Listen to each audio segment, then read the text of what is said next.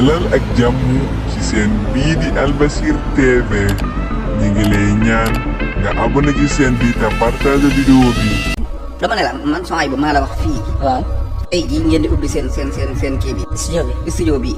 amul nit ku mën a tere Ousmane Sonko nekk candidat 2024. waaw.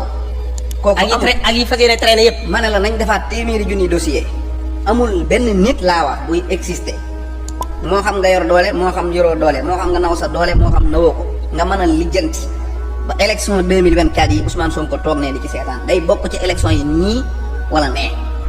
dossier Mame Mbaye Niang bii man damaa jàpp ne man li ma jàpp. mooy ñàkk sérieux réew mi nag moo tax yow sa xel da ci teey. sama xel ban cee teey waaye bu doon réew mu sérieux. du am te ca gannaaw tuuti Ablaye Wade doon na fi politique mosoo dégg ñu naan dañuy àtte kenn parce que day def diffamation. déedéet mosoo ko dégg. Ablaye Wade politique naag Abdou Diouf jiiñ nañ ko fi dégg ma maître Babacar Seye. jiiñ nañ ko fi arme libyen ba boole ko moom Ahmed Aïda ak Khalifa Niass mi tëj.